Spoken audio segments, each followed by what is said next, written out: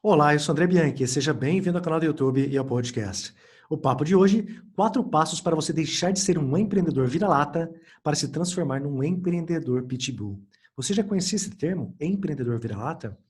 Eu o vi pela primeira vez em Miami em 2008, nos Estados Unidos, por meio do meu primeiro mentor.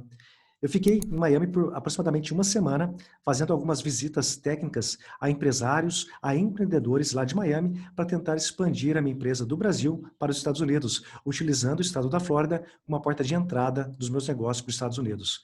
O que aconteceu foi o seguinte: lá eu tive esse aprendizado, essa provocação que transformou a minha vida pessoal e profissional. Eu quero compartilhar aqui com você agora, para que você repense muitas das suas ações, muito do seu planejamento de negócios para que você gere resultados, porque às vezes são esses pequenos detalhes que fazem toda a diferença para que você tenha um contrato assinado. Mas bora lá. Para quem está chegando agora ao canal, eu compartilho aqui vivências e experiências reais que eu tenho tido nos últimos 14 anos. Eu iniciei o grupo GV8 Sites Sistemas em 2006, são 14 anos, e a gente expandiu a empresa para mais de 600 municípios do Brasil.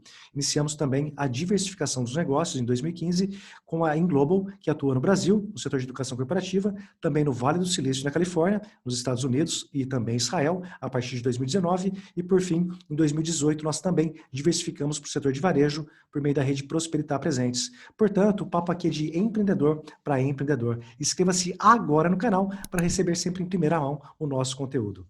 Mas bora lá, em relação ao tópico principal aqui do vídeo, 4 passos para você deixar, ou melhor, para você repensar a sua vida e deixar de ser um empreendedor vira-lata para se tornar um empreendedor pitbull. A primeira delas é a questão de pensar grande. Eu participava de algumas reuniões lá em Miami, e aí esse consultor, que acabou se transformando o meu mentor, ele me acompanhou em várias dessas visitas. E ele simplesmente já tinha feito o trabalho de casa, ele já tinha entrado no meu site, ele já tinha pesquisado a respeito da minha empresa, do portfólio que eu tinha no Brasil, ele sabia que eu era uma pequena empresa. Então, para você, pequeno empreendedor que está iniciando agora a sua empresa, ou para você que já tem alguns meses, alguns anos, a gente às vezes acha que pelo fato de ser jovem, de estar ainda em estágio inicial, isso pode ser um fator que pesa para que outras empresas não abram as portas para a gente. E o que aconteceu foi, quando eu tomei a decisão de ir para os Estados Unidos para expandir, mesmo pequeno, eu não tinha compreendido algumas situações que lá nos Estados Unidos eles fazem de uma forma muito natural. E esse consultor, ele simplesmente me provocou falando o seguinte: André, eu estou participando de você já em algumas reuniões com alguns empresários aqui em Miami, e eu percebi que você tem um potencial tão grande de crescimento, você tem um produto bom, que ele pode sim, ele não está adaptado e ajustado para o mercado americano, mas com alguns pequenos detalhes, com algumas pequenas transformações, você vai ter ele adaptado para o mercado americano. Eu percebo que você participa das reuniões de uma forma muito acanhada, de uma forma muito tímida, parece um cachorro vira-lata. Puxa vida, você saiu do Brasil, entrou pela porta da frente nos Estados Unidos para fazer negócio, tirou a bunda da cadeira, de lá veio para cá, está realmente com uma posição privilegiada, afinal, os Estados Unidos, em 2008, estava em crise, ele até me lembrou a respeito disso, ele falou, poxa vida, você deve se portar de uma maneira como um empresário de sucesso, mesmo que ainda não tenha atingido alguns objetivos que você gostaria. É isso que o americano faz. O americano, ele contando, o americano, ele não importa se ele iniciou a empresa numa garagem, se ele simplesmente está somente na cozinha da casa dele, ele iniciou o negócio, ele pensa e age como uma grande empresa. E aquilo, naquele momento, eu até entendi, mas eu não compreendi. Eu levei um tempo para compreender. Porém, a questão que ele deixou ali, a chave principal, foi a questão de você pensar grande, mesmo sendo pequeno. E tanto que depois que eu fui compreendendo algumas situações, uma das objeções que nós tínhamos aqui no Brasil, de crescer a empresa para outros estados do Brasil, foi o seguinte: uma empresa iniciou em 2006, como eu disse, em 2008 eu fui para os Estados Unidos, em 2009 a gente tinha várias objeções de crescer para outros estados. E aí, por meio da tecnologia VoIP, nós contratamos números com DDD 11, porque a gente estava no interior de São Paulo, aqui era o DDD 14, continua sendo até hoje. Contratamos o VoIP DDD 11, 21, 51, 41.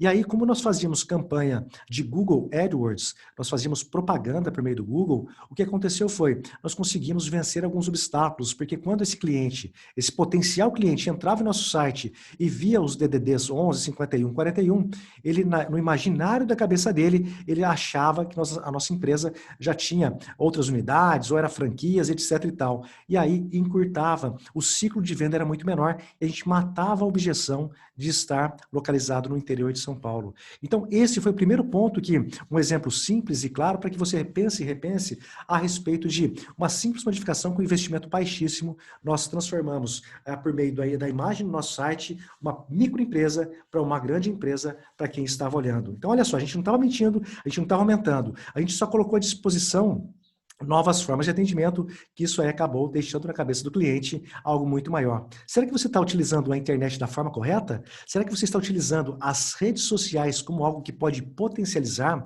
o seu negócio e, obviamente, gerar o resultado que você gostaria? Já o segundo passo é a questão do comportamento.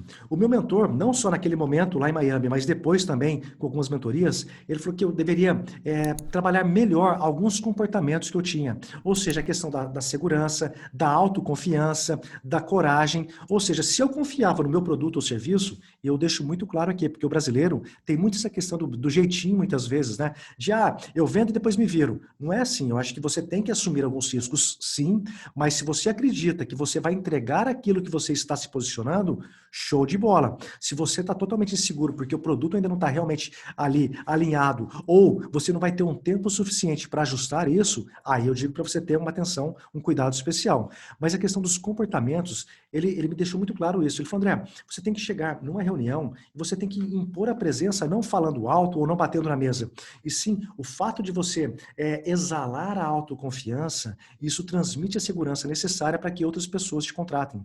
Especialmente nos Estados Unidos, e depois eu percebi que no Brasil também ia funcionando, mas um detalhe importante é que eu sempre ia adaptando, eu ia tropicalizando os conhecimentos que eu tinha lá nos Estados Unidos, eu tropicalizava o mindset americano de negócios para o Brasil, porque senão a coisa não funcionava. É diferente. A cultura de consumo aqui é diferente, as culturas nas empresas são diferentes, ou seja, se você não adaptar, você pode até espantar os clientes.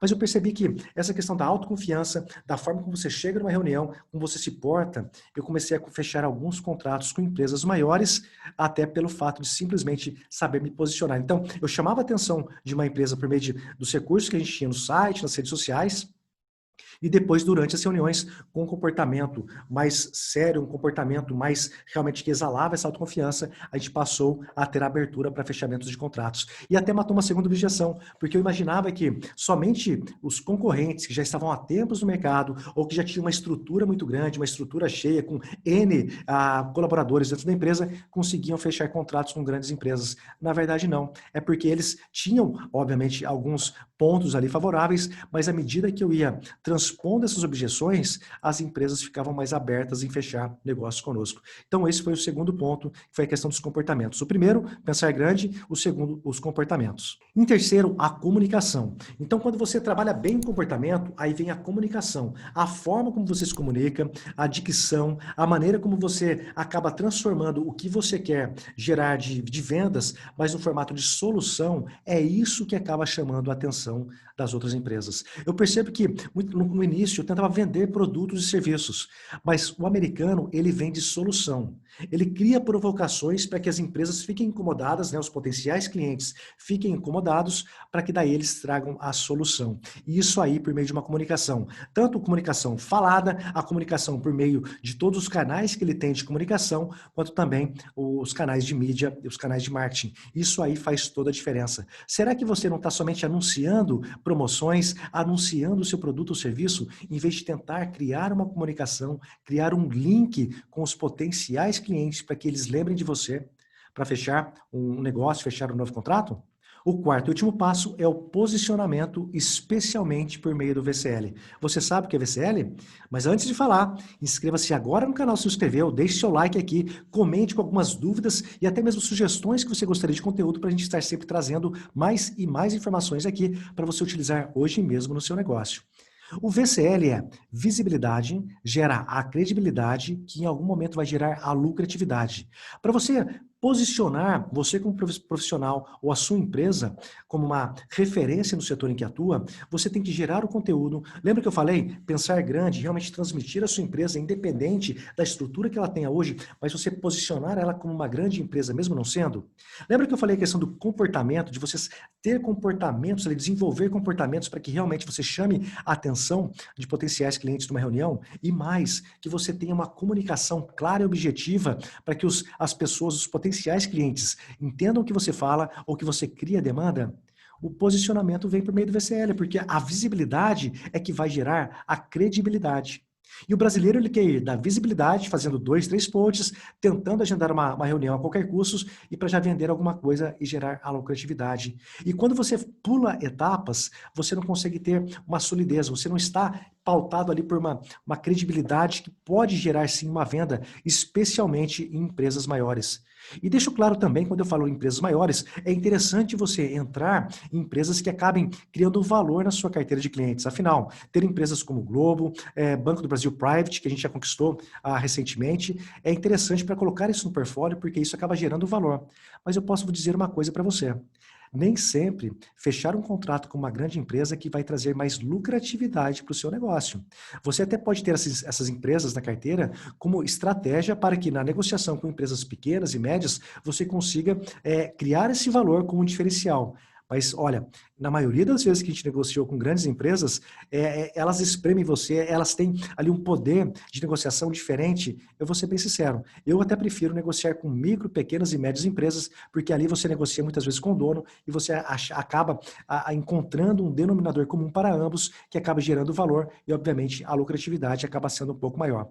Mas esse posicionamento, ele vem da boa utilização, especialmente hoje em dia, especialmente nos tempos atuais, com essa crise de saúde, política, econômica, por meio das redes sociais. E eu vejo que muitos empreendedores não estão sabendo se posicionar, dourar a pílula por meio do LinkedIn, Instagram e Facebook. Então, se você compreender isso, para quem quiser, inclusive, compreender um pouco mais do que eu estou falando, me siga nas redes sociais, no LinkedIn, no Instagram, que eu abordo dessa forma o que eu aprendi com os americanos e realmente gera muito resultado. Eu vendo sem ficar oferecendo.